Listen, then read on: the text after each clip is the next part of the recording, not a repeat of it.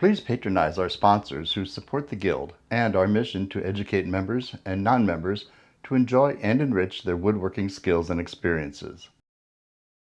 You Pick Hardwood Lumber, Beaver Industrial Supply, Rockler Woodworking and Hardware, and the W.D. Quinn Saw Company.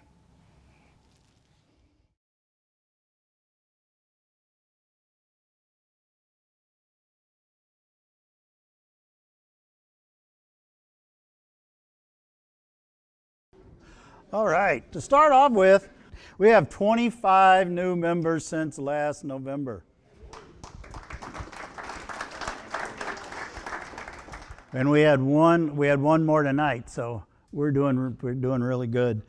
Things coming up is Superstar Weekend on 7th and 8th. Dan will talk about that in a little bit. If anybody knows of a building, of an area, someplace that we can look at, please talk to Jay. Here's his email address. We need a building for the new shop. Thank you. So we're just out. They're just out looking to see what's actually out there, and if you know of anything good, let them know. Whoa, that got loud. Next, Bob. I know you said we had one hat left?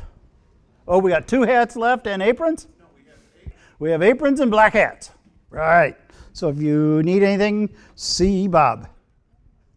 And again, raffle tonight, only one winner per person, per night. Auction tonight, I will end the auction in the back at around 8:15. And I'll give you about a 10-minute warning that it's going to be gone. Shop will be open on Monday. It's an additional day, and it says it's going to be cold, but I'll be there. I'm the shop monitor. So, coming up, we also have the first Thursday of next month. It will be the safety class. And now, hey, what's that? Yes. No, Friday is the meet with the guy for the directors and stuff, and the 8th is the actual the day of the Superstar Weekend. And here's Dan. I want to say thank you to those that have registered as of this evening. We've got 32 people, so it's going to be a success just by having those 32 people there. We've got room for more. We're going to have great door prizes, and I will take your money this evening. If you have check or cash, $50, you don't even need then to deal with the internet. Just send it my way. Thank you. All right, thank you. Now, I know we have one new member tonight, and I think I don't know if we got any visitors or not, but where's our new member at? Stand up and wait for a microphone and tell us about yourself. I'm Joe Grayson. I have a really odd sounding voice, or at least I do to me. I'm a transplant from Virginia, and actually my cup of tea is more metalworking.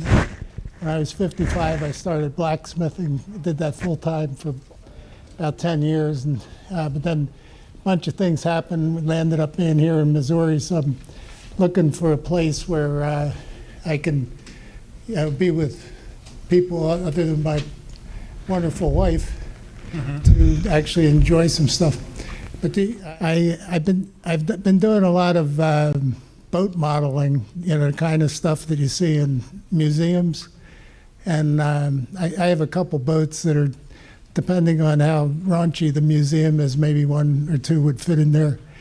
But I'm hoping to find people that like that. And I thought, well, this is the only game in town, so. But I wanted to join also because there's getting too old to want to buy things like planers and stuff like that. So anyway, that's all right. That's all you're going to get from me. Thank you. Welcome.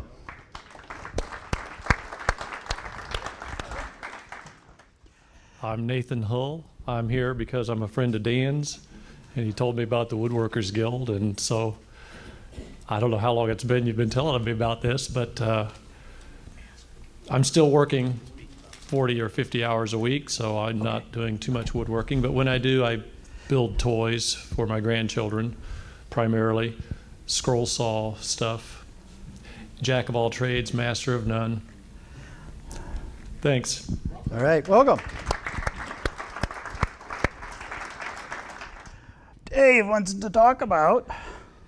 Well, I just need to make an announcement that I will be looking for new safety monitors, and I'll be running a safety monitors class, I believe March 29th is what I have scheduled for that. All right. So if anyone is interested in possibly becoming a shop safety monitor, I'm going to be looking for some.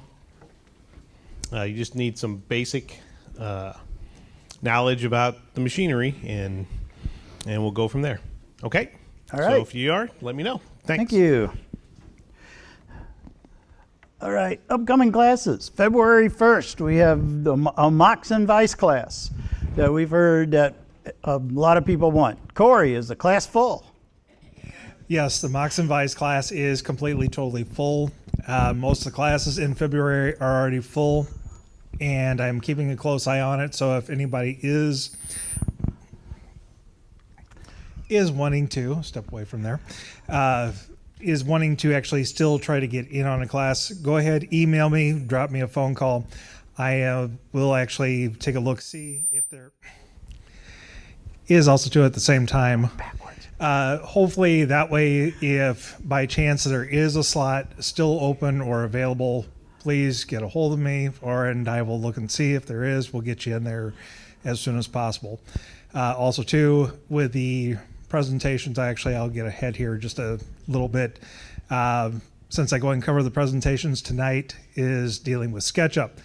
Our member Scott Berlinger will actually bring that to you. I'm not going to give away anything because Scott actually has a very well planned out presentation that he's actually going to deliver to us. Other than that, I have nothing at this time. And I hope that everybody's new year has started out great, and we have a lot of projects to do and a lot of classes to visit. Yeah, Bill. We had one guy drop out of the fundamentals class that started last Sunday. There's another class a week from Sunday. And if anybody would like to jump in, we'll do a makeup class for the one you missed. All right, thank you.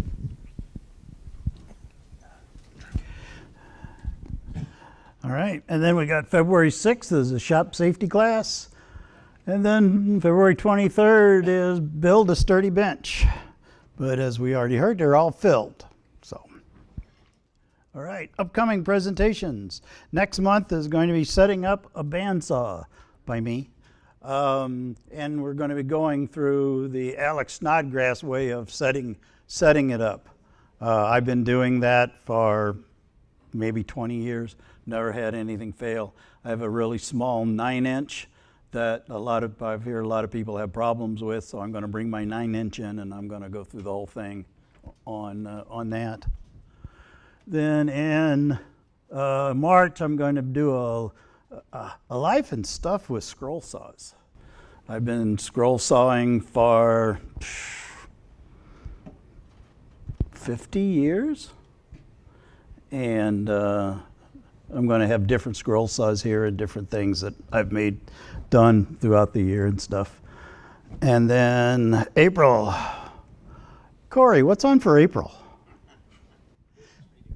Oh, that's right. That's April's right. business Meeting. Yeah, why do I keep forgetting about that? All right.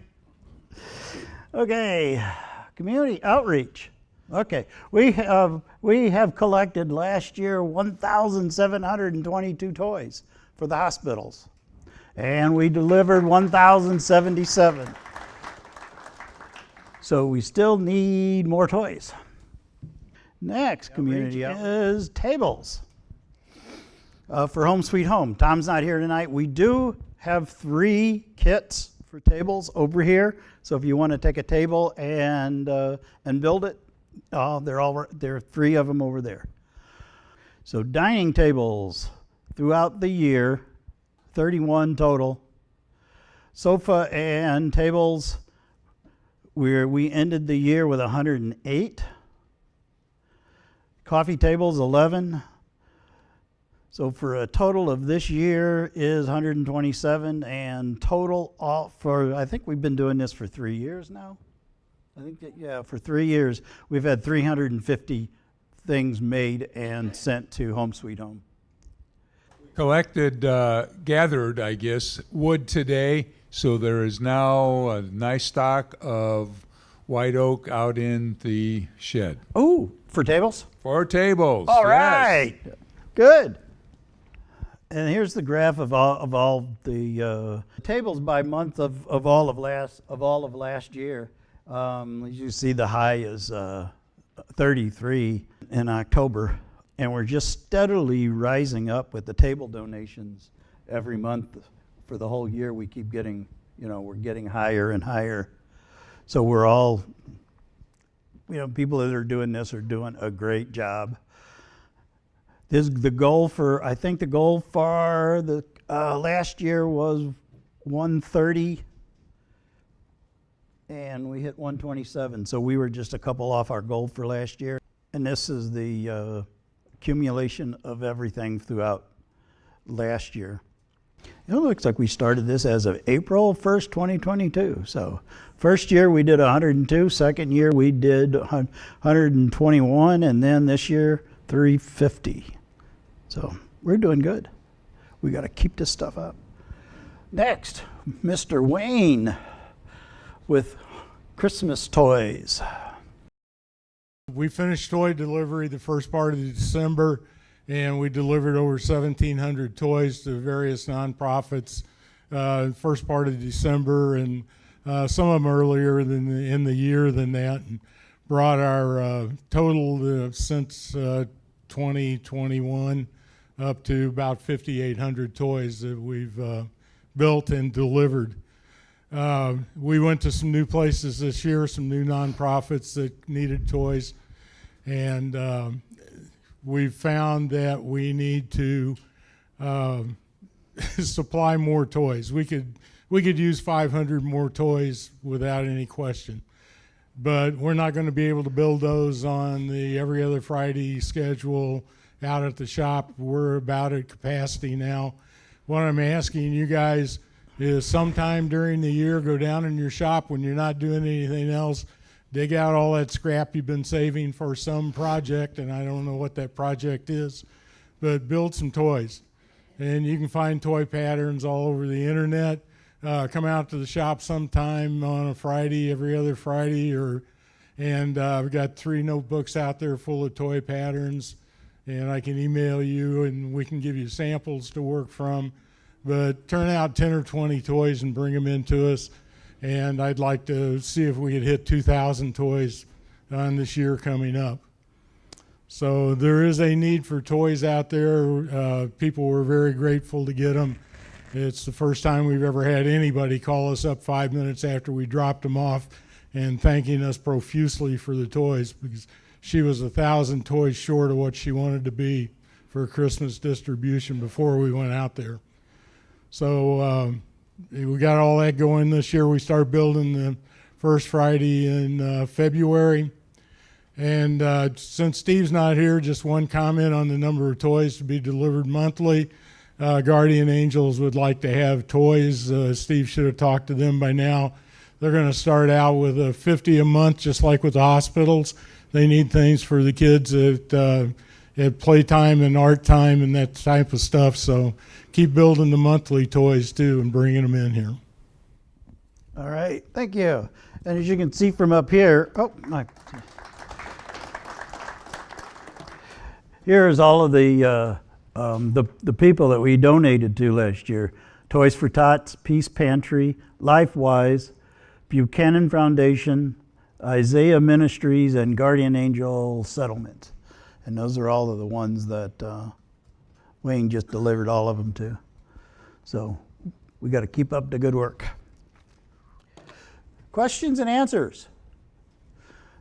Got a question? Forgive me for my absent-mindedness, but I should have also mentioned when I had the microphone before that in addition to being the shop manager at Faust Park, I also work at Faust Park, which is probably one of the reasons why I'm the shop manager.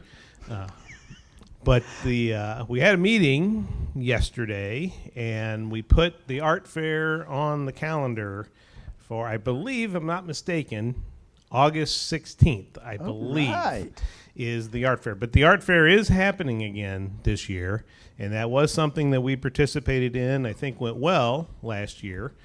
So we can start preparing for the art fair. It's going to be again in August, I believe the 16th, but I'll have to confirm that. Okay. All right, thank you. Yeah, art fair was fun last year. We had a blast, and boy, did we make the money. What do we do at the art fair? We sell all of the products we make. You know, like toys. We had everything from big birdhouses to kids' toys, to ink pens. Oh, what else did we have? We had bowls, platters, you know, just about anything any member makes and donates to it, we sold. And let me tell you, we sold. I appreciate it. Yep, and we use that money that we get from there for the toy programs. Thank you. You're welcome. Any other question? Does anyone know how to keep a router bit from rising up out of the router when you've got it in a table? I know how to keep it from sinking down, but I've always have to check my work to make sure that that router bit hasn't pushed up, no matter how tight I make that. Yes. Is the router bit shaft clean? Yes. The grommet clean? Absolutely. Is the grommet, is the clamping in all three positions? Yes. And the other one is, are you bottoming out the bit in the clamp, or are you raising it about an eighth? Actually, that's a good question, and there's a radius up there that if you're in that radius, it will loosen up. No, I told you what I've done is you stick a little rubber grommet down into the collet itself, and that keeps it from bottoming out. So I've already done that, but I always have to check my work. And somebody asked me, I think Leo was asking me about this the other day, and I didn't have an answer for this other than to continually check my work. I'm making doors, so every thousandth of an inch makes a difference because it throws things off. Did you check the collet? Is the collet Yeah, good? all that's been checked. But is it new? Yes. I put in new collets. I put in new router bits, and I'm using half-inch shank. Are you bits, sure so. it's your router bit and not your router height moving up and down? Yes, it's the router bit that's moving. And we've had it with multiple routers, that experience. Yes, and I know Leo's experienced the same problem as I have. And I know we've had this problem at the shop, I think, with some of the router lifts that we had. Did we not? I believe the router lift did vibrate up and down. I think I turned the speed down on it a little bit. Okay, and did that help solve the problems? And Okay. I called Rockler too, and I got some advice. I can't remember exactly what it was, but tighten something up. Thank Dave. I'm Thanks. sorry. What kind of router lift do you have? I've got a router. I got the same one that they have at the shop. You know, that's why I don't. Hopefully nobody's here from Rockler, but that's the reason why I took mine back and I bought a Jessam, because I can lock mine in, because I could never get the Rockler one tight enough that it didn't move on. Did that?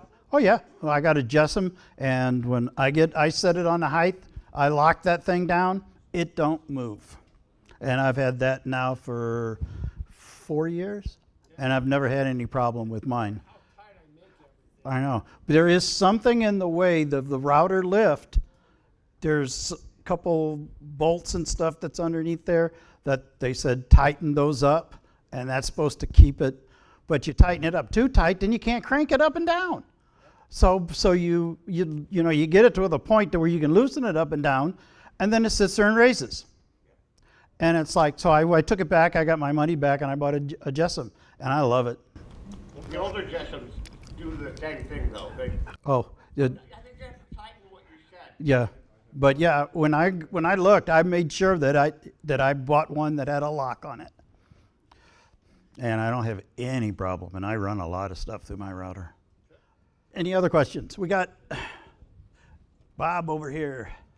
Okay, I have one of those problems that I'm doing something wrong, but I don't know what I'm doing wrong. I took some cherry, about 4 inches wide, resawed, edge jointed it first, resawed it down the middle, laid them down, and edge glued them together to make bigger flat panels. Okay, they sat in the clamps for maybe a week. Took them out, planed the board out, true as can be, beautiful, look good. Made the project. About, I don't know, a year later, I started to notice that they started to cup. Why would it do that, and what am I doing wrong? I mean, the wood was dried and climatized to the shop. I waited maybe a week after the glue up before I did the planing.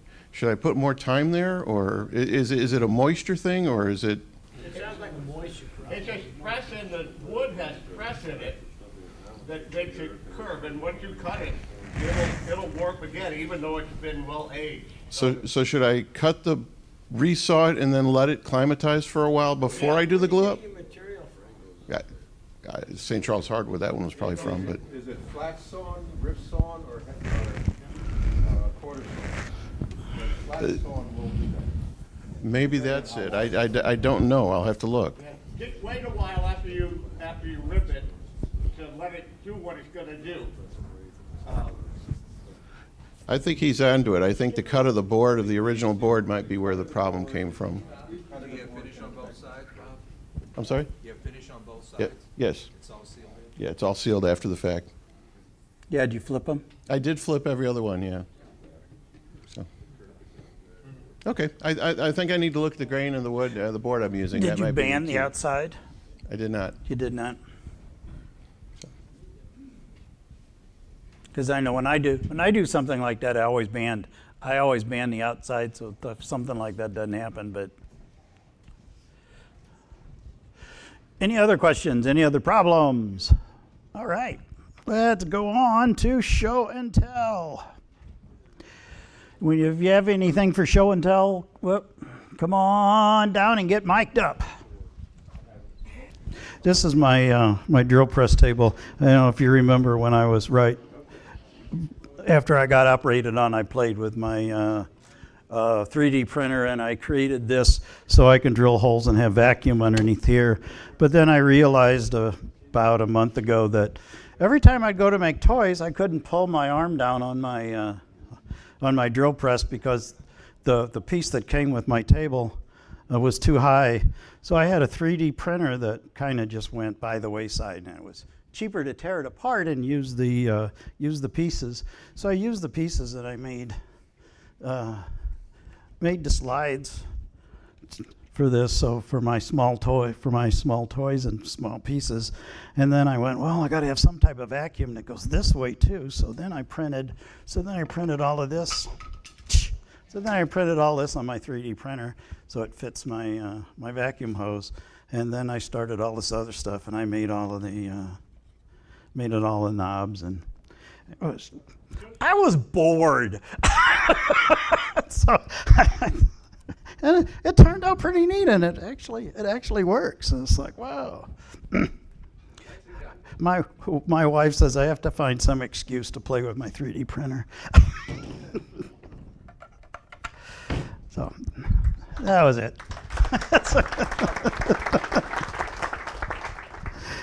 How you doing? I'm Hal Donovan. I'm not standing up, but I'm sitting down over the side table. I just had a couple things I want to show. These were trivets I made for as a Christmas gift.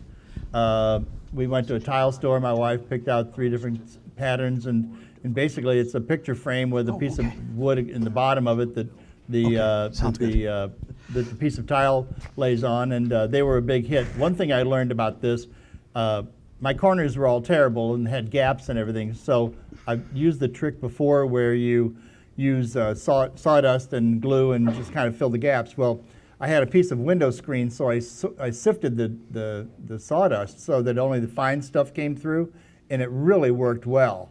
And I mean, you could barely tell that there had been any gaps there, but I just went back to each one with some and mixed it with some Type on 3 and just pushed it in the gaps and sanded it, and it came out fine. It's cherry that I got at UPick. Okay, next one. This was the second one I made. I found both of these I found on YouTube, but this guy had a project making these Christmas snowflakes out of fence pickets, and you could, out of a single fence picket, you could make 3 of these things. And I bought 2 to start with. I bought a cedar and a pine, and kind of mixed it up, and painted some of them and things like that. Next slide. And once you got all the pieces cut, which is mostly on a chop saw, the guy said, just make this template out of cardboard and you can knock these things out. He on the video, he put one together in a minute once you have all the pieces together. You staple it or nail it together from behind with the brad nailer and maybe a little glue, especially on the centerpieces. And that's the 6 that we made, my wife and I. So they were cheap as can be. And if anybody's interested after the meeting, just give me your name and phone number, and I'll look this up and get you the link. Thank you. All right. All right. Yeah, art fair project. Behind you, breathing on your head. David, I'm Brad Bernhard. David Fisher has been publishing articles in Fine Woodworking about carving your own bowl from a green log. I don't know if anybody has paid attention to those. He's got a video series. And I had even bought a cheap ads off of Etsy to do that project and never got around to it. And in December this year, we got the February issue of Fine Woodworking. And he published an article on making a carved bowl from a plank. So that appealed to me, and I decided to do it for a Christmas present for somebody. And the dimensions on this, the plank was 2 inches by 6 inches by 21. And it's all done with hand tools.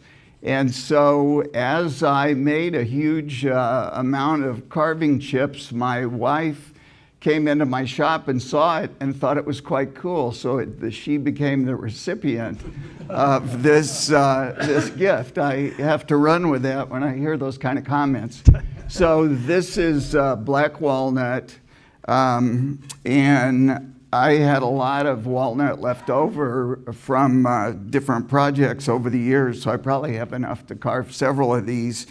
But the tools that are involved in making this, besides a compass, I predominantly used a block plane, a draw knife, which I brought in, and a couple different gouges and a gooseneck scraper. And if any of you did the class that I taught on how to put a burr on a scraper, I don't think we did a gooseneck, and that's quite a challenge to even on a small section. But the cool thing about this project is it was all done with hand tools. I even roughly dimensioned the lumber using a handsaw I bought from Ron Bontz years back. And so it really was quite fun. And the carving that's done, the chip carving on the ends is supposed to be a tree.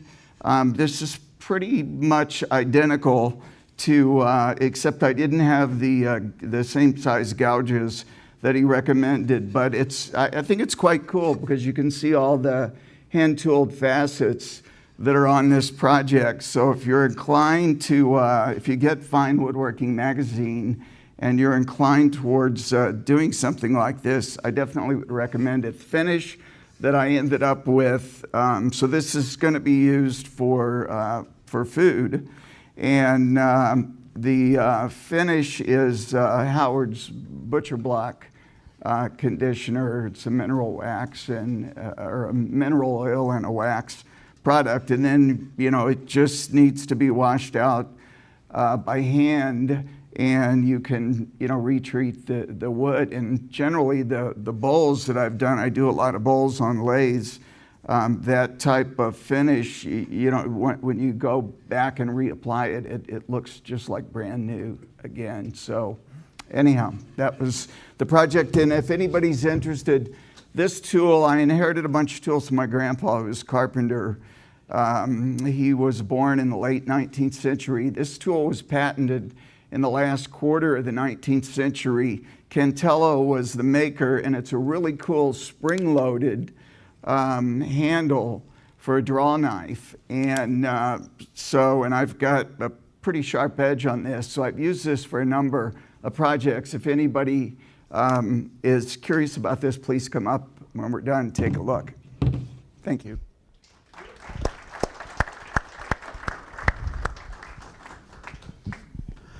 I have a 16-month-old grandson and had to have something special from Grandpa on for Christmas. It didn't get done for Christmas, but that's the beauty of a 16-month-old. He doesn't know it's Christmas if it's late. So just a pine one by. Coincidentally, the knot landed where the saddle would be, and then I painted it up with whatever, braided the mane, and painting it is a lot easier than braiding a real mane. I've been there and done it, and not to mention tying the tail.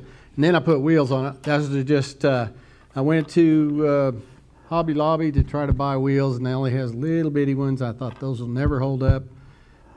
So I just took a hole saw and punched out a bunch on my drill press. I got the pegs to mount them with and spaced them with some nice shiny washers. And hopefully, if it gets broken, it can be repaired and the grain lays down. So pretty thick here. And by putting the board on there, they won't get snapped off as easily anyway. So hopefully, and then the little eye screw there is, the idea is to put a lead rope on there, piece of leather shoestring, and he can tow it. And I may build a cart for it later. I don't know. But anyway.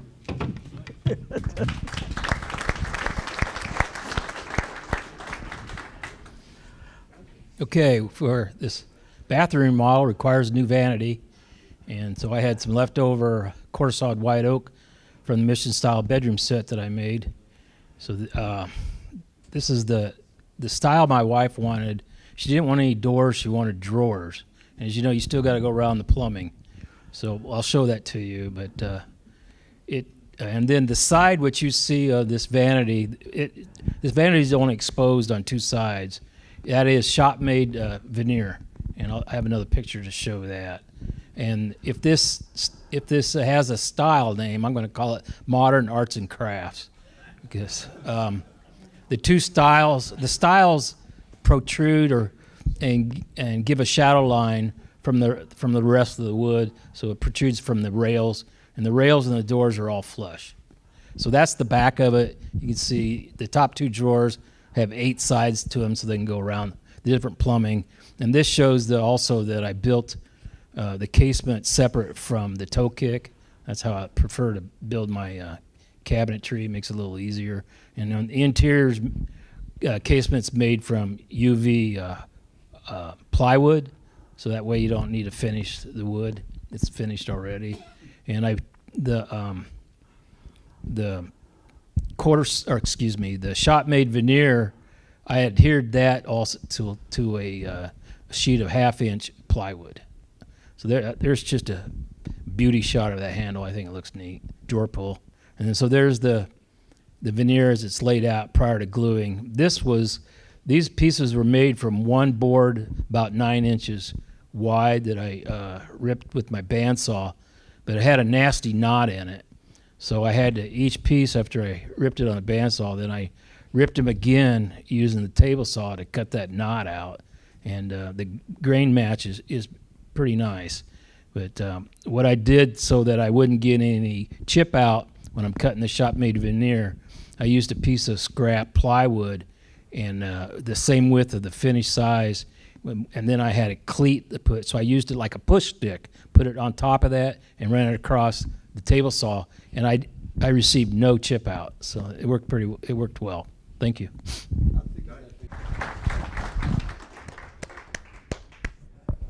When you're building toys, you have to be concerned about whether any loose parts or parts that can come off that toy would be a choke hazard. And you've all seen the warnings about don't give this to kids under the age of 3 and that type of thing. To determine whether a part is a choke hazard or not, you need one of these little fixtures like this. It's round, it's got a hole in it that goes down to about to here, and that hole does not have a flat bottom on it. It's got a tapered bottom on it like that. And you put that part in there, and if it sets below this surface right here, then it's considered to be a choke hazard. And so it's kind of a handy little gadget. I started building some traffic cones and realized all of a sudden they were going to disappear into this thing. So I had to put a big base on them so that they wouldn't fall down in here. And but if you're building toys, keep that thought in mind. There's a couple of these things out in the shop in that cabinet marked Christmas toys in the top drawer. Feel free to use them. Just bring them back when you're done.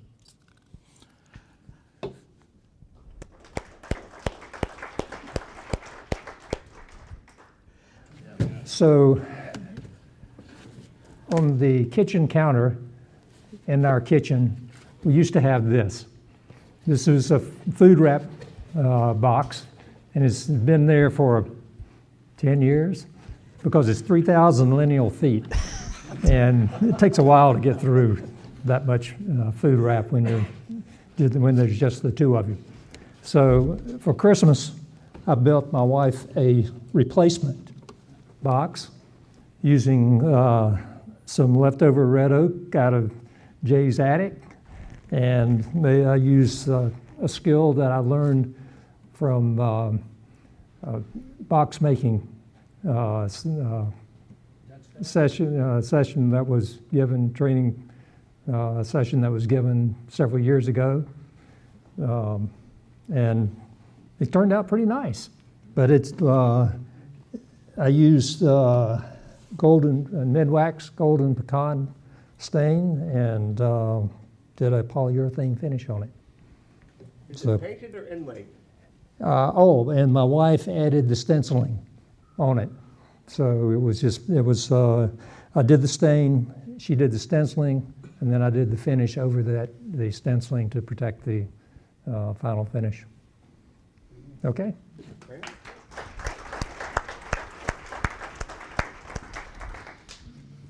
So the last meeting I brought in a jig that I made for segments. This is what I was able to make with the. No, I don't.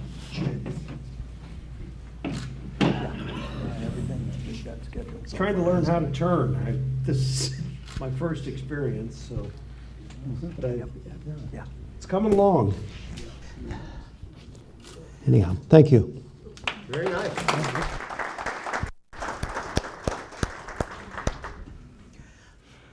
I turned a small bowl. What's unique about it is where the wood came from.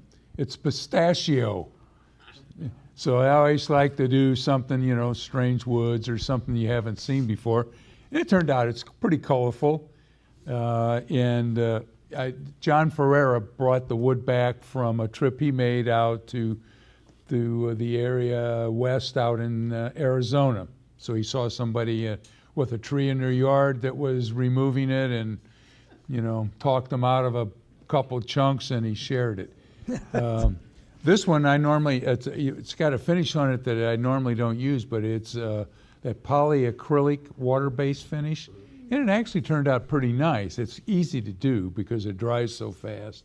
And you put enough coats on, you can eventually polish it so it looks decent. But it dries so fast that you always have brush marks in it.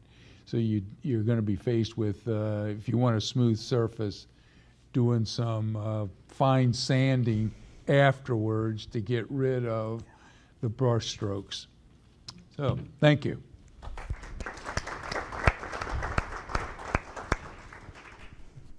This is a pepper mill I made recently. I've made about 3 of them recently. This one is Brazilian rosewood.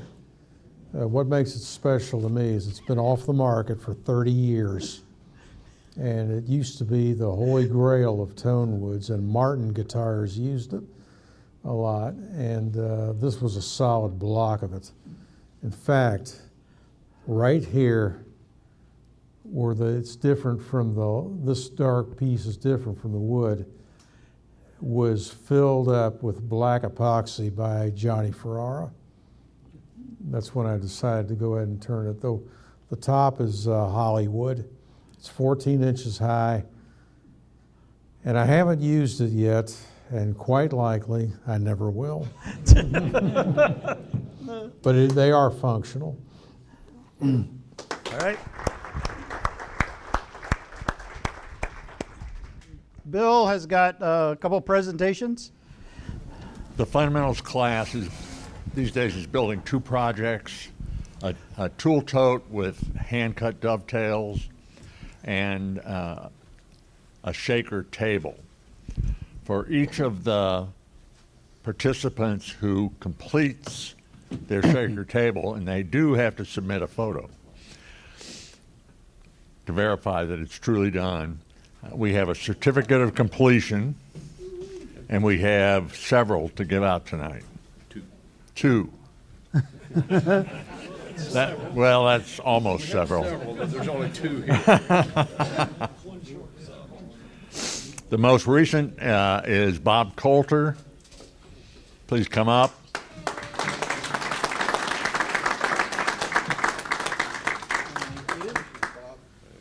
Thank you, sir. Thank you. And Bill Broham from the previous class finished his and wasn't here the last time we gave these out.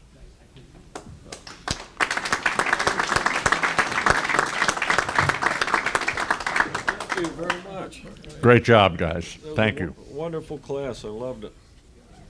Thank you. Spread the word. We'll raise the fee.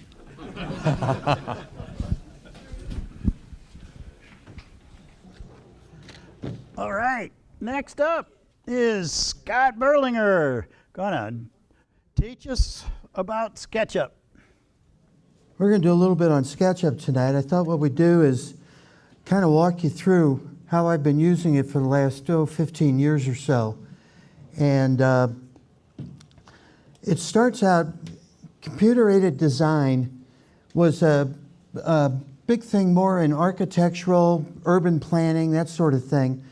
And the original CAD programs were basically two-dimensional products that we used in architecture and laid out rooms, buildings, walls, etc. SketchUp for woodworkers, what I'd like to try and do tonight is just cover a little bit about what we've done, the way I use it, which, by the way, is not the right way to use it, because there is no right way to use. Like any computer tool, there's 14 different ways to do anything. I've just found that these are ways that makes it easy for me to get things done and gets to the point where I don't even have to think when it comes to actually building now. I've already got it laid out and in my mind and in 3D. So what I want to try and do tonight is just kind of help you understand what SketchUp can do for you and what it costs, because there is definitely a cost to this product, even though the version I use is free. I've got several of my models. We'll kind of walk through a few of them. I'll show you a few things here and there which has helped me on several of my projects. Quick history. SketchUp was first released in 2000 for urban planners. Google was interested in it because early on when Google was doing Google Earth, they thought, oh, this would be kind of cool to have people model buildings, model scenes, etc., that they could then drop into Google Earth, because this was before iPhones and cameras and, you know, simple ability now to take a photo and drop it in. So Google acquired it. They had it, they left it as free. They did sell a pro version of it, which was meant primarily for architects, and I'll talk about that in a little bit. Trimble, God love Trimble, they acquired SketchUp from Google, and they've ruined it. In 2012, they picked it up. over the years, they've basically got rid of the free version. So the version I use is 2017. It's the last downloadable version. They currently have a web-based version, and they've been actively seeking to force users into the paid versions. So, and in 2020, they went from a paid version to a subscription version. So now you can pay for it every year. Yeah, a lot of money. So, this is where I've taken a look at SketchUp and said, you know what? The ability to model things in 3-dimension and be able to look at it, and we'll walk through the Hall bench project here in a minute, and accurately, I don't even have to dimension half my stuff. I lay out the outside sides maybe, or the back or the front or whatever I'm looking at, and I start to build in. And I don't even worry about dimensions. I just add them later. As I develop each of the individual pieces, I can add in all of the joinery. I can get all my mortises, tenons, and everything laid out. I don't have to worry about fit. I know exactly how it's going to fit by the time I'm ready to start mortising something. One thing that I found very useful is I simulated a build sequence. I did a kitchen pantry where I took the doors out and put in adjustable drawers, and the pantry wasn't the least bit plumb or level. So I used SketchUp to help me lay out the build sequence on this so that I knew in advance what I needed to cut first and then what I needed to final cut later after I got initial pieces in. Turns out that was really helpful. You do have a way to create cut lists. Sort of works. And the one thing I want to bring up is, boy, you can build models and you can play with it to your heart's content. We used to call this an IT design paralysis. I mean, literally, you can go for some of my models. I have to actually hit myself and say, no more, you're done. Okay, my background, technology and production. I did a lot of production art in my younger days. Do a lot of stuff with a parallel board, portable parallel board with all the architectural drafting tools, and looked at a couple of the 2D modeling tools back then. Specifically, there was DesignCAD and TurboCAD, and they were 2D DOS-based and they sucked. They were totally useless. What I found, though, was I was Chief Information Officer at HBE Corp. And we were an architectural engineering and construction firm. Built primarily hospitals, did bank buildings for a while, and did medical office buildings. We also owned the Adams Mark hotel chain, and so we built the hotels. What we were doing was we were one of the largest Autodesk AutoCAD users in the country. And we were getting a lot of feedback from potential clients and clients about 3D modeling. So we decided to institute a 3D conversion project to go from Autodesk's AutoCAD to their new product, Revit. Now, we also have half a dozen people that we call project designers. They really don't use CAD. They were doing foam boards. If you've seen the foam board models that architects like to do and the colored markers and stuff, what we wanted to do was replace that. So one of the kids who was one of our project designers, Brody, he and I looked at several 3D packages trying to see what might work well for HBE. And Brody was the one who said, you know what, I think SketchUp could actually work for us. So we bought SketchUp in early 2009 and then started to do a class to teach our 6 project designers, 5 plus Brody, how to use it. Training experience. Revit training, well, I built a dedicated training room, had 20 PCs, these things, very high end at the time with dual monitors, and we did Revit training for over 150 production architects and engineers in various disciplines. And it went very well. we did the first SketchUp class, and to say we had a mutiny was probably putting it kind of nice. What it turned out was the Revit students all spoke the same language. They were all AutoCAD experts, and they all knew the technology. So converting from 2 to 3D was the biggest issue for them, but they had such a common structured background that they picked up on it very easily, and they were able to mentor each other.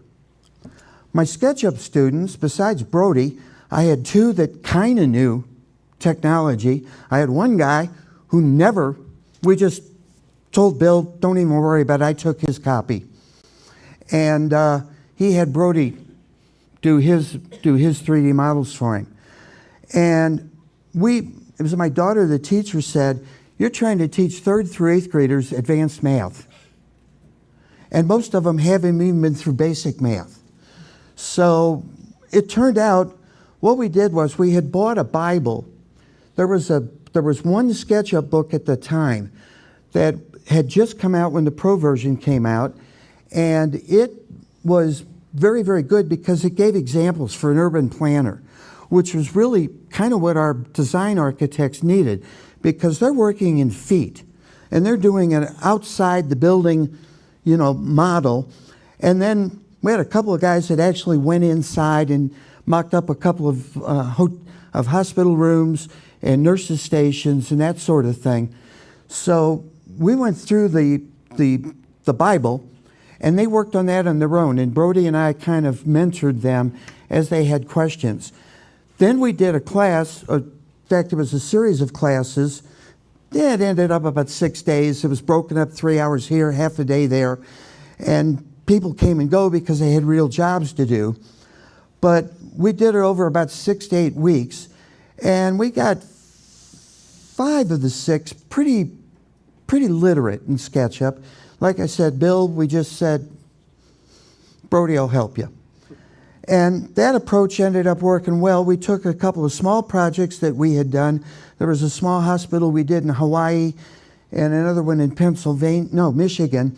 And we took those. They had foam board models for them. So we took those and we did some SketchUp models. And that worked out pretty well. Takeaway. I could still build most of my projects initially on paper quicker, doing a quick layout and boom, boom, boom, and kind of getting an idea. The key is when you're starting to modify it, and when you want to try to look at it from multiple views. This is where SketchUp, in my mind, really offsets it.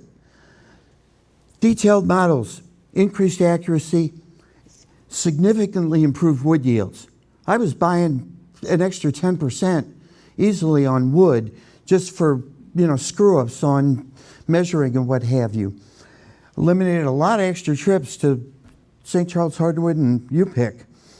One thing I did find was a SketchUp Bible is required.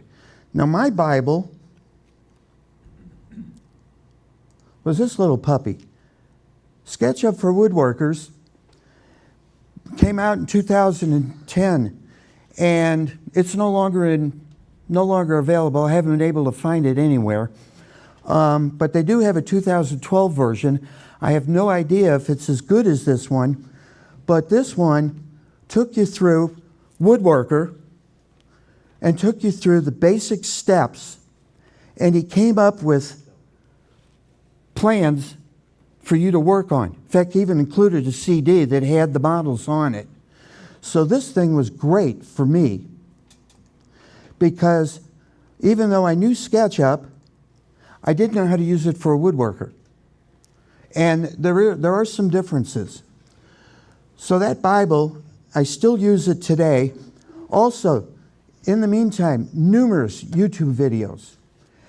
If you look on YouTube for SketchUp Woodworkers, or a guy by the name of Justin Geis, he's not really a woodworker, but he did a whole series of SketchUp videos for woodworkers. And he did a really nice job on them. There's also YouTube videos from Square One. They're not related to woodworkers at all, but they go through all the basic functions of SketchUp, everything you see on the toolbar. They walk through you and show you how to handle it with basically boxes and cylinders and that sort of thing. And by the way, the one thing that I'll tell you right now is you've got to have a computer system that has some 3D graphics capabilities. Most new computers within the last 5 years or so shouldn't be a problem. Older than that, you may have some issues, and it may not run the SketchUp models. My environment, 2017. It's free. It's the last downloadable version of SketchUp. You can still get it on places like CNET. There is a web version that's free, and to be charitable, it sucks. I used it for about 20 minutes and said, yeah. Number one, well, you can't save files locally. You have to go out and put them on their cloud. There's also a SketchUp Pro version, which, like I said, is now a yearly subscription. That's $119, $349, or $749 a year. I could buy an awful lot of wood for that. Well, not so much anymore. The downside of 2017, no longer supported or updated by Trimble. Hasn't been. No guarantee it'll run on future Windows versions. I have a brand new machine that I just built that runs Windows 11 with a really high-end graphics card for Fusion 360, and I'm starting to see some internal lines in some of my models. I don't know if it's Win 11. I think it's probably just the video card, maybe a little overpowering on SketchUp. I haven't quite figured it out yet, but it's just a little annoying, not too bad. There's an iPad app that SketchUp that Trimble has that still runs the 2017 models. I don't know how much longer that'll work. There is a great 3D warehouse that Google started way back when, and there are literally tens of thousands of user-supplied SketchUp models. And they were always very easy to download and incorporate in your model if you were looking for a sample chair or a hinge or something. Trimble has made that exceptionally difficult now. Now you download, most of the models are free. Very few of them. I don't think I've ever run across one that had a charge with it. But Trimble, in their infinite wisdom a couple of years ago, changed the process. Now basically you go in to the 3D warehouse, you download it as a SketchUp model, and then you open it up in 2017 with a free extension that you download from SketchUp Extension Warehouse called Open Newer View, or Newer Version. And that will actually get it in. Otherwise, SketchUp 17 can't open these new models. The other thing, when I first put this together, I said, I don't know who's still using Win 7. I doubt anybody is. I don't think anybody probably still has a 32-bit machine, but they may. SketchUp requires 64 bits. It needs 4 gig of RAM. This has 16 gig in it, and you'll see that sometimes it's a little slow. It requires a 512 meg graphics card. This one has 1 gig.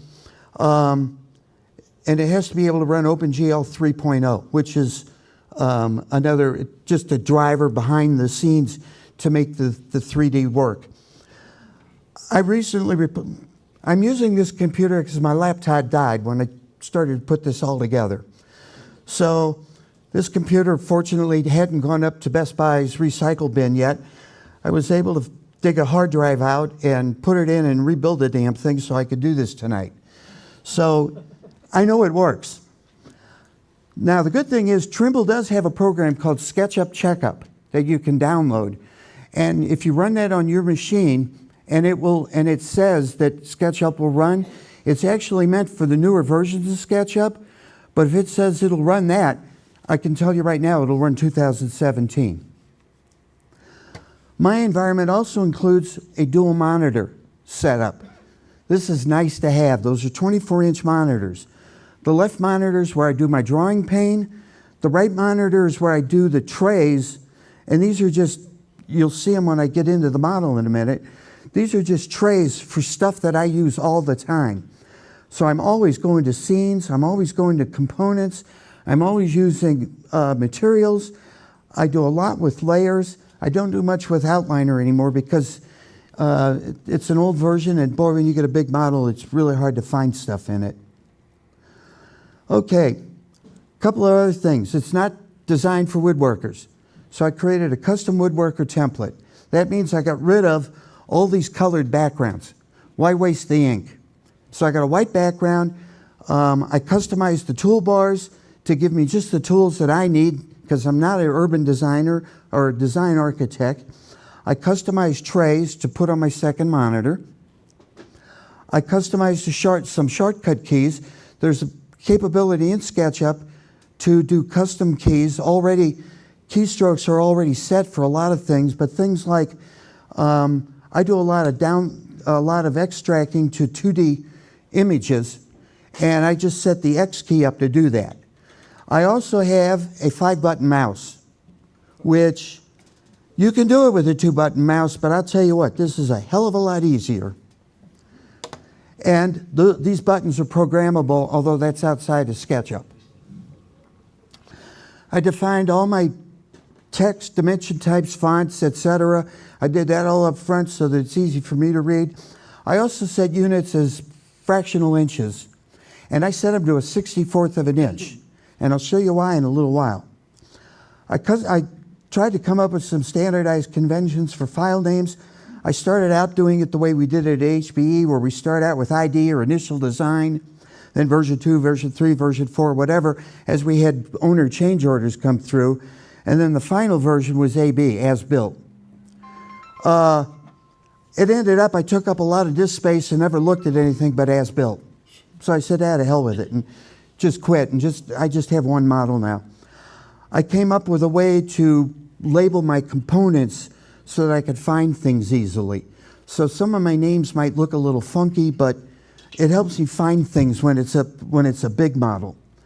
I also standardized layer names, view names, and I created some custom wood lists because SketchUp, the default wood list has got like 6 different woods in it, and they're not much.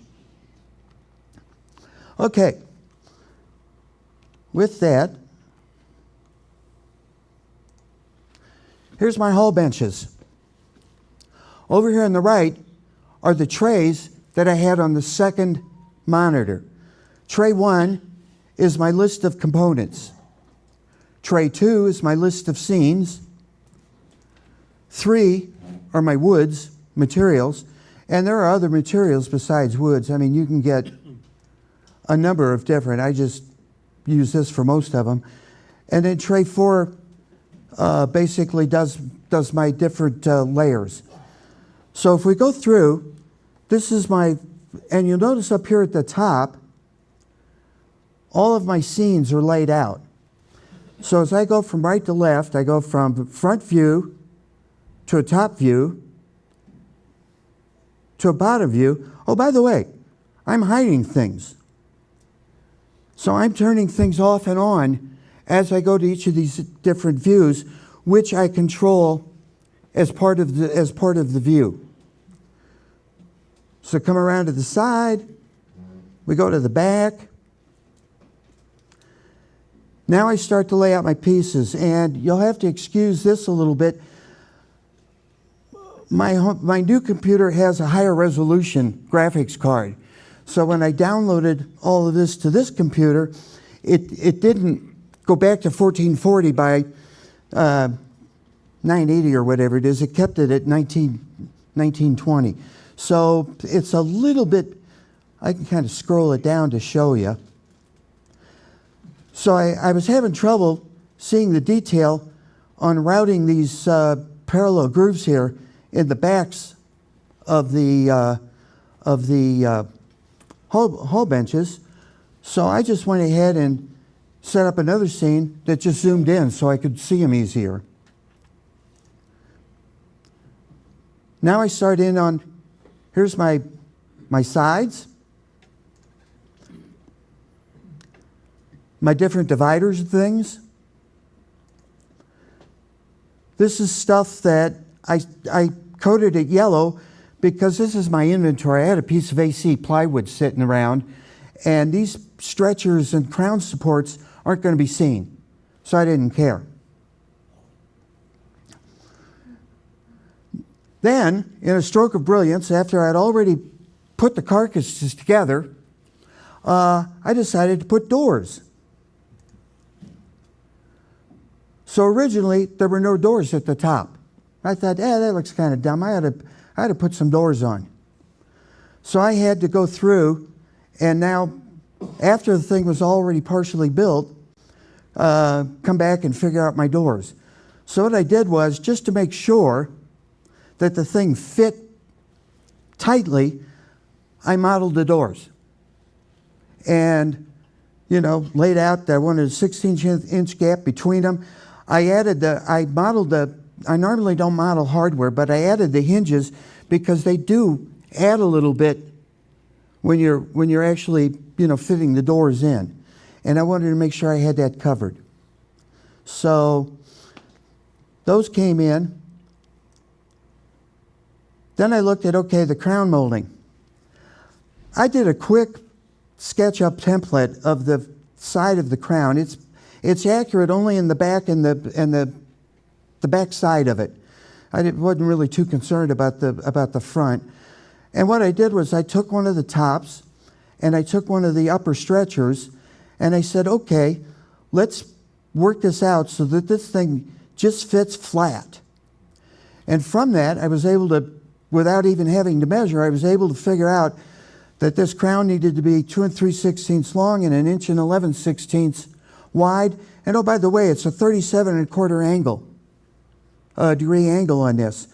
And I'll be damned if that angle wasn't right on when I actually went to the miter saw. Now, just to kind of show you, I just took a flat template, like I said, and I did a push-pull and extruded it. Didn't really need to, but it's like, what the heck.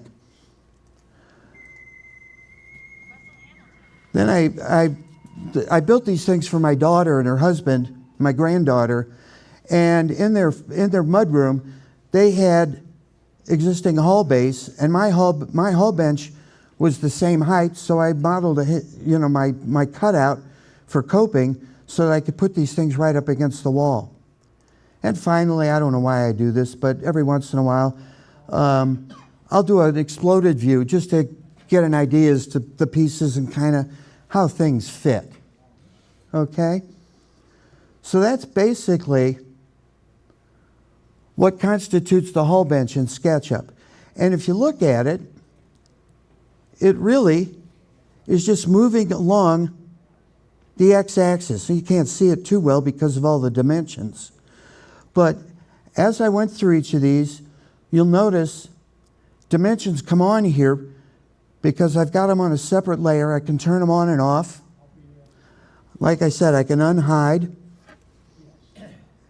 And just by clicking on it again, I rehide it.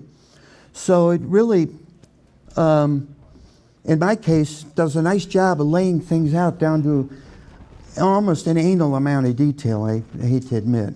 Excuse me, but we have 10 minutes left before the silent auction stops. Oh, okay. So I think we got everything here. Incremental design. I started with design on this was the two sides. I found a hall bench that Woodsmith had done years ago, and I used that as the basis to give me the height and the width and what have you. So that from that I kind of worked in. I knew that my back was going to be 1/4 inch plywood, birch plywood, so I knew that I'm going to cut it at 24 inches, so the back had better be a little less than that if I'm going to put a rabbit on there. I think I showed you the scenes keep you oriented. You can hide. Moving objects is an art. Let's go back to, because this is always fun. You go over here, and I pull something out, and I set it up there. And that base mold just came out. If I want to move that, I grab it, and I go like that. Well, guess what? It doesn't always move exactly where you want it to move. And it takes a little while to kind of figure out. And I'll tell you what, every once in a while you get to a point where you get into this and you go, where the heck am I? And that's why I've got the scenes, because I can say, oh, that's where I was before I got lost. So that's, like I said, moving objects is an art. You got to get used to it. I've talked a little bit, I mentioned components. Components are your friends. They're an integrated object. They're not just planes and lines and shades and da-da-da. They're actual objects like legs, tops, fronts, styles, etc. I'll show you this in a second. Components keep two adjacent objects from getting sticky where they won't come apart. And components have a lot of attributes to them, including the 3 dimensions, the material, the layer. You want to lock it, you can lock it. There are a number of attributes that you can assign to a component. Identical components, like a leg, are simply instances of the component. So if I've got a component called leg, and I got 4 of them on the table, if I want to make that leg 2 inches longer, I change only one, and they all change. So you don't have to go back and change them over again. They can also model things other than wood. And you can model a lot of stuff, as you saw in that first slide. Objects can alternatively be grouped. And some people talk about groups. And the thing I don't like about groups is they're individual. So if you're doing a leg, you do 4 legs. And they're individual. And so if you want to change a leg, you got to change it all 4 times. So it's like, I don't use it, except I did make the doors for the hall benches. I did make them a group, just so that I wasn't moving around 5 different components every time. Here's my components. I've got 78 instances of 27 unique wooden components. And you can see, like, take the base front left and the base front right. They are different because base front right has a right angle, has a miter on the right side. On the left, it's miter on the left. So they're actually separate components. Whereas things like door panel, I got 4 of them, but they're identical. So I only have 1 component called door panel. So and you'll notice I kind of use it as when we get into it, I have a label that I manually attach to each piece just to help me keep track. And then I kind of say, what is the thing? Like it's a stretcher, it's a door panel, it's a stretcher hook or a crown support or whatever. And I try to keep them with some kind of a high-level name so that they kind of group together nicely. And they show up in my components list in kind of an alphabetical order, so I'm not having to look for them quite so much. So this is how the 78 components show up, or instances, I should say. I mentioned you can do other things. I normally don't model hardware, but I did model the hinge. And I basically took it, and it's not an exact duplicate of the hinge, but from a thickness standpoint, it's right on. One of the things I modeled a long time ago, or in fact I downloaded from the warehouse, was a drawer slide. And I use these all the time when I'm trying to lay out drawers and slides and check dimensions and that kind of thing. And the nice thing about the drawer slide is I downloaded it once, and I don't remember how long it was, 20 inches, whatever. But SketchUp has a function called scale, where I can take that slide and I can say, let's take it and make it 25 inches instead of 20 inches. Or let's make it 2 inches tall instead of 1 5/8 inches. Or standard drawer slide's a 1/2 inch. If it's a little bit more than that, I can make it wider or narrower. So here's a case where I downloaded it once and just use it over and over again. I modeled my shop floor plan when I did my dust collection system. And this one is not accurate to a 64th of an inch, I'll tell you right now. But it did tell me how much 6-inch and 4-inch pipe I needed to buy, how many 45-degree angles and 22.5-degree angles I needed, how many blast gates I needed to build. And when I went to Menards to buy the pipe and the stuff, I already had my list made out of exactly what I needed, which worked out pretty well. Also, when I did my dust collector, I bought one of the cheap Harbor Freights, and I turned it into a two-stage with a thin baffle, and some wonderful person downloaded a Harbor Freight, accurate Harbor Freight model to the 3D warehouse. And it was componentized, so I was able to take it apart, move the things around so that I could get accurate measurements for that component cart. Really helped a lot. I didn't have to physically take the thing apart until later. Printing sucks. My problem with printing is it's all over the map. Sometimes it works great, some models it doesn't work at all. And this is an example. That front seam that I showed you, my hall benches, this is kind of how it shows up on the print. Real small, because they're primarily vertical and it's doing the horizontal.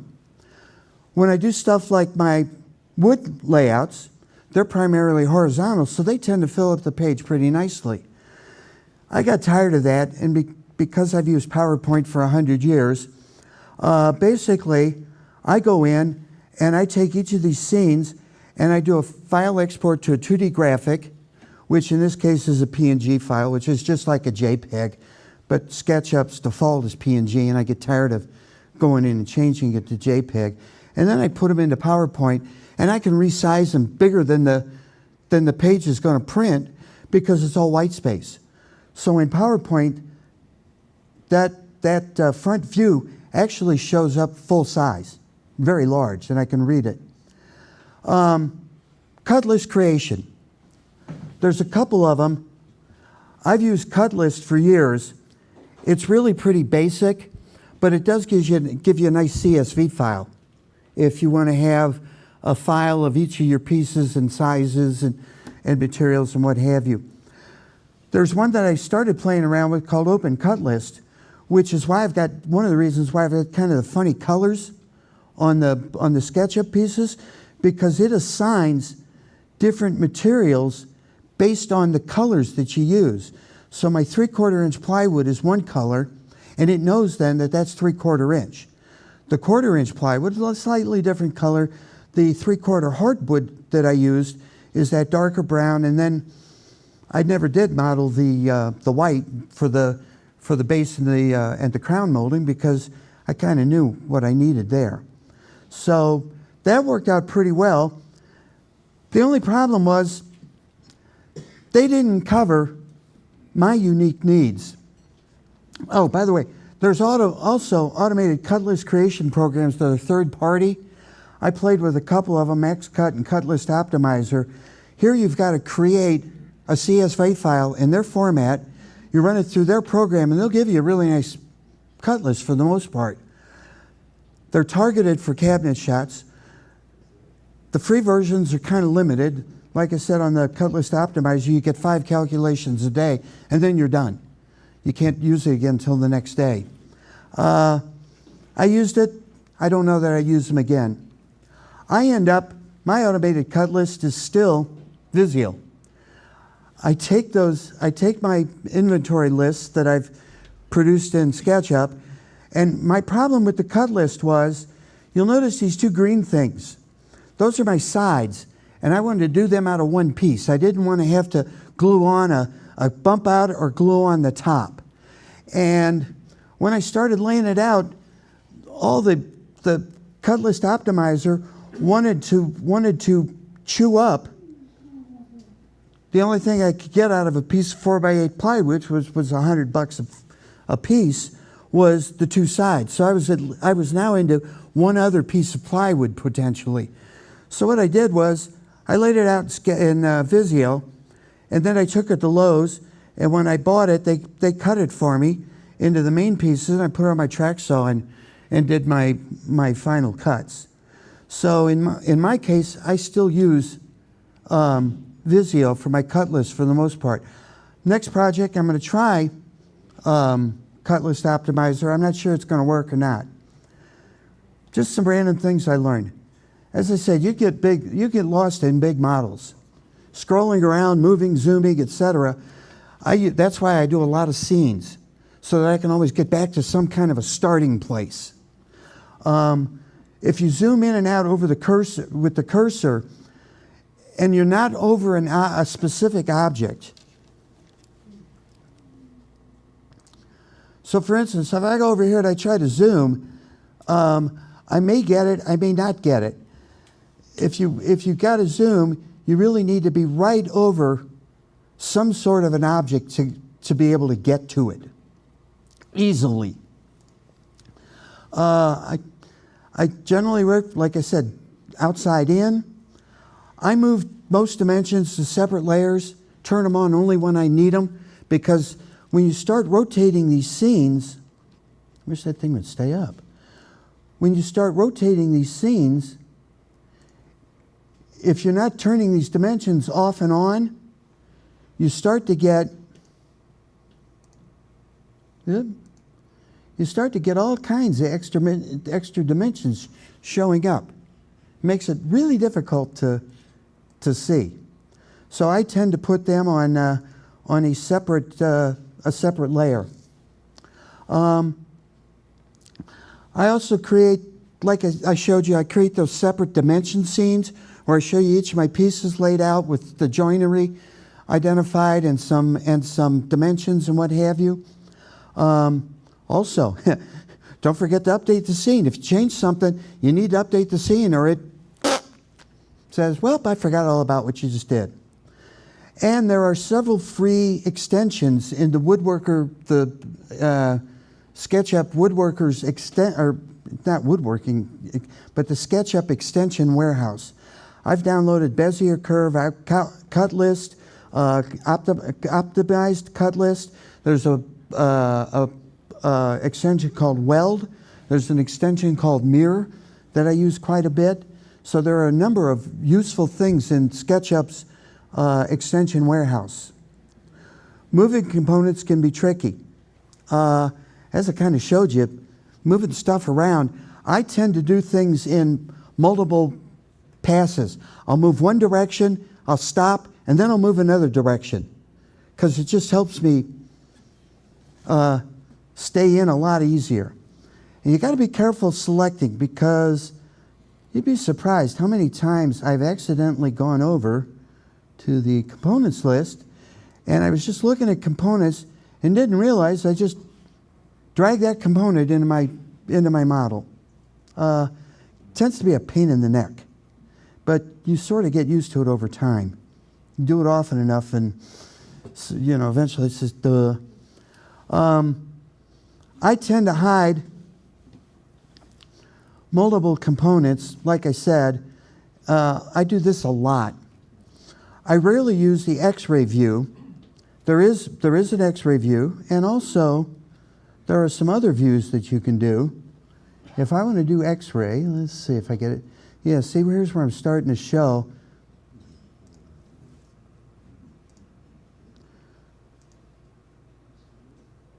So you can do multiple different kinds of views. The thing I tend to use X-rays on is if I'm doing like a mortise and tenon and it's in the middle of a piece of wood, I can do the X-ray and I can zoom in. I don't have any mortises and tendons in this one. So I can grab the object. Come on. I can grab the object and I can move it, and I can see it internally that it's lining up. And by the way, if you grab it in the corner, it makes it a lot easier to line it back up.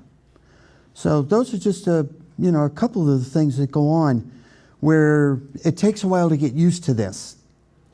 You can also turn it into monochrome if you want to.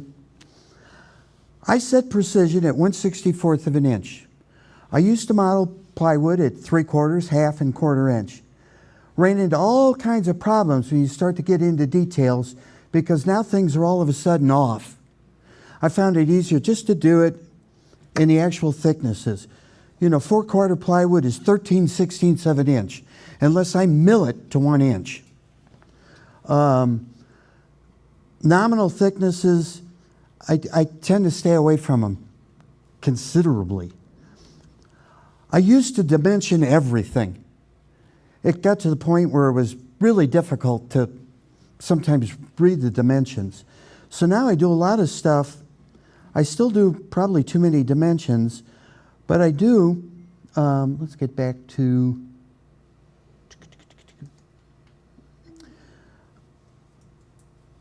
now I tend to do it more in, I do a lot of things with, notes. So rather than just adding dimensions, you know, I do a top shelf base date, those are all 1/2 inch stop. So rather than model everything and say, oh, this is not 11, you know, 11.5 inches, it's only 11.25 inches. I found it a lot easier just to start doing this and getting rid of some of these dimensions. Dimensions can get messy. I guess I should have showed that while I was. One of the things you can do with the dimension is if it's in the way, you can actually move it to the start or the end if you're getting dimensions overlaying. So I do that a lot. I also make a lot of use of guidelines. These are tape measures that I'll show you. If we got time, I'm going to show you how I model. Okay. You know what? Let's just go to that. As I said, I generally don't model hardware. 5-button mouse is great. This is kind of the way I laid it out. And let's go back and take a look at, real quick,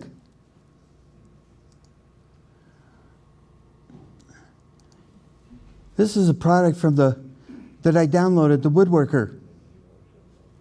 And he does it a little different. So like I said, you know, there is no really right way or wrong way to do this. When I did the pantry, I start turning on layers.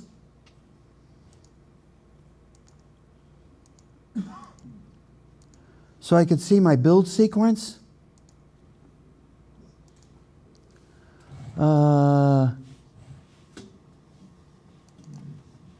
Oh, that was the wrong one. Let's go back to, yeah.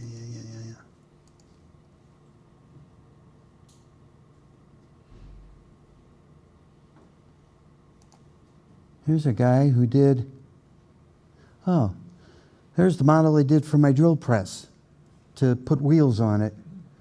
So like I said, I do just about everything in SketchUp these days. If we go back to the hall bench, I'm going to, if we got time, let's start this. I'm going to add a divider to that upper cabinet that had a doors on it. So I'm going to go here to my upper shelf, and I'll show you how I do this. I just basically go in, I double click on it, I go to tape measure, and I go boom, and I find the center point, which is right there. Yep. Then I go back 23/64.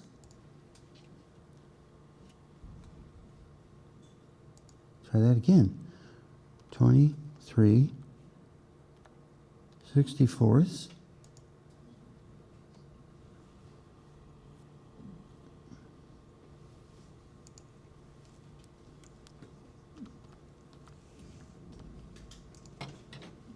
Yeah, this was wrong. Let's get rid of that one.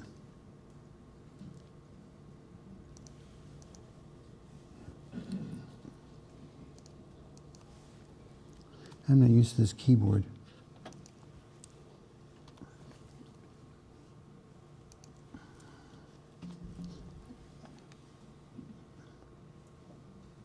Okay.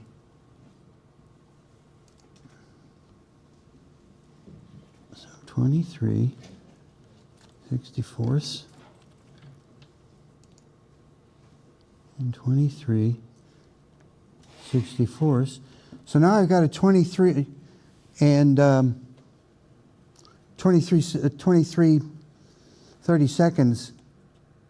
Okay, so what I want to do is come down to here and lay that out.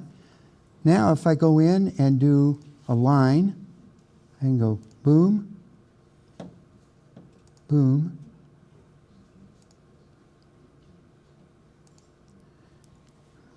yep.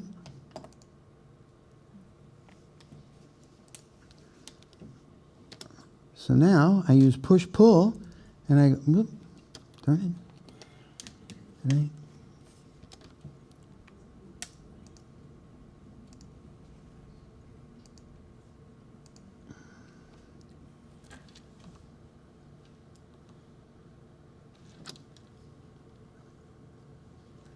I can't see this too well with my, oh, duh.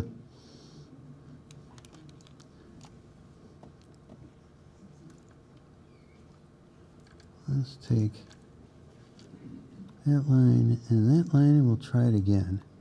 This time I'll draw them a little longer.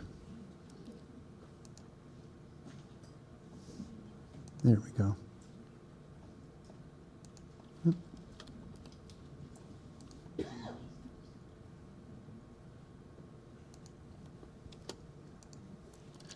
Now if I do a push-pull, I can just simply push that down 3/8 of an inch. So now my top shelf has a dado in it. Now, not only does that shelf have a dado in it, my other top shelf has a dado in it too, because those are two instances of the same component. Now I can do the same thing. Let's get rid of the guidelines. Do the same thing on the bottom, and I can come back over here to the back. And I mean, literally, you see that the one that I've already put the dado in shows up here. And what I'm going to do, because we're running out of time, is I'm going to draw a little box.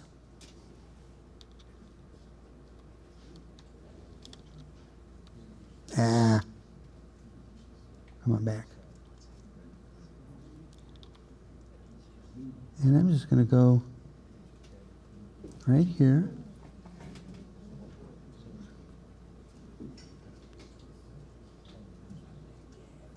It's right down there. And I'll come over.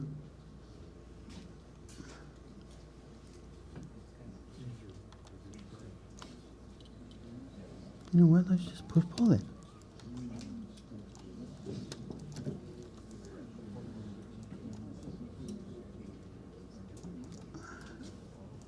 Out of time? We're out of time. Out of time. Yep. Well, I wanted to show how easy this was, but it's having a little problem with it. I'm not used to this keyboard. Are you going to provide that presentation? Yeah, I guess I could. Hey, Todd, can we put the presentation on the website? Sorry, what was the question? Can you put the presentation on the website? Sure. Okay. I'll put it on the website. I'll send you a link. There's 2010 version of the document you were talking about. We can get it for free. Oh, you still have it? It's online. Oh, really?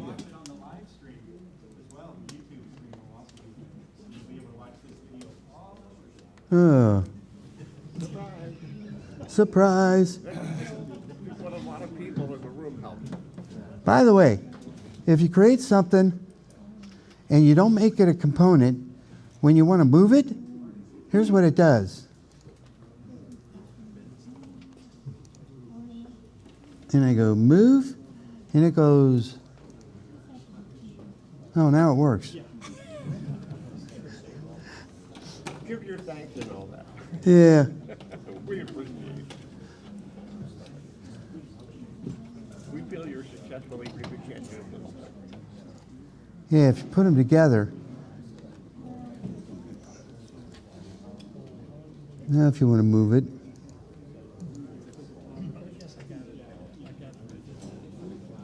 Oh, now it's actually working. Oh, there it goes. If they're not components, they're just sticky objects. So they'll tend to do you in. It gets very frustrating.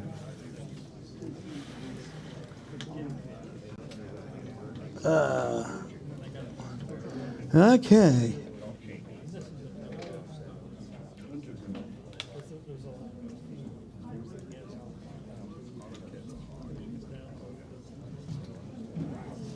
Oh, by the way, anybody that's thinking about Fusion 360, you better get yourself one hell of a computer. Because the minimum requirements won't even begin to cut it. I worked with Autodesk for 9 years, and their minimum requirements are a lie.